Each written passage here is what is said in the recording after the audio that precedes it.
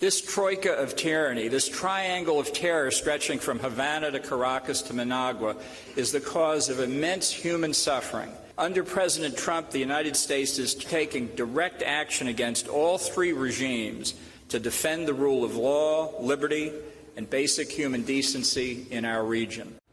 National Security Adviser John Bolton drawing a clear line in the sand, announcing new sanctions on Venezuela and Cuba, with the promise of additional penalties for Nicaragua. The three countries singled out for what the administration claims are human rights violations and political repression. Let's bring in former CIA Station Chief Dan Hoffman. Dan, good morning to you.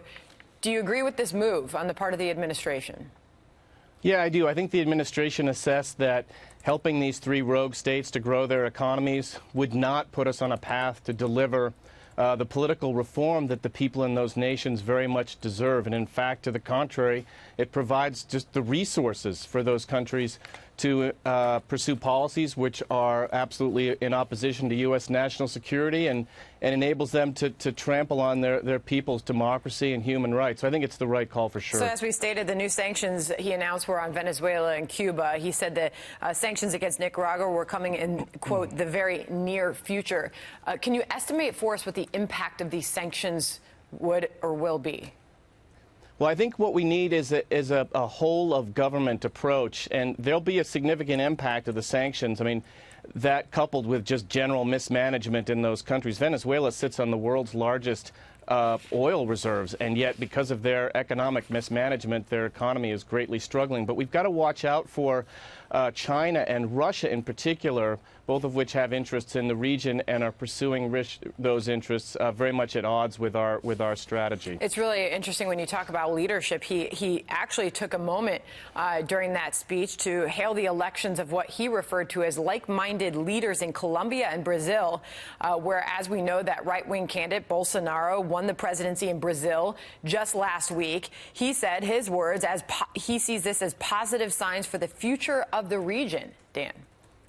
Yeah, and I think the administration is being really clear about the role that we want to play. And you're seeing Ambassador Bolton using the bully pulpit there to be, I think, an inspiration for the people of the region and expressing U.S. policies in support of human rights and democracy and economic growth is absolutely the right way to go.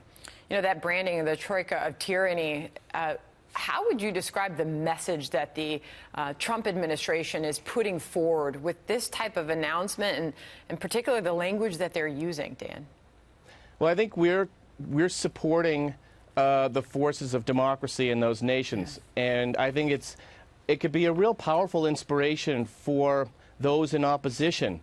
I hearken back to Ronald Reagan's Evil Empire speech, which had an extraordinarily positive impact on dissidents in the Soviet Union. I think the people in these countries who are being subjected to human rights abuses and denied the freedom of opportunity we enjoy in this country have to be listening with great appreciation. Yeah, and he also went to great lengths to distance the Trump administration's policies here from the Obama administration. Finally, I want to ask you about the replacement for the UN ambassador. With Nikki Haley on the way out, there's a lot of talk about Heather Nauert. Here's the president on Nauert. She's under very serious consideration. She's excellent. She's been with us a long time. She's been a supporter for a long time, and she's really excellent. So she's under very serious. We'll probably make a decision next week. We have a lot of people that want the job, and there are a lot of really great people. And as we know, Heather Nauert is the current spokesperson for the State Department, formerly a colleague of ours here at Fox News. Yeah, Nikki Haley set the bar, Ambassador Haley set the bar super high as ambassador to the UN. She was exceptional right from the very first day when she called out nations who weren't going to have our back. She'd be taking names. I think Heather Nauert certainly has developed a lot of experience at the State Department, and maybe most importantly, she's got the president's ear and trust, and that's really important if indeed she's chosen as ambassador to the UN. I have no doubt there are many who would like the job, and the president probably has a long list from which he's going to choose in the best qualified candidate. The president saying that she is under very serious consideration. Will probably make a decision next week, says the president. So we'll see where all of that goes.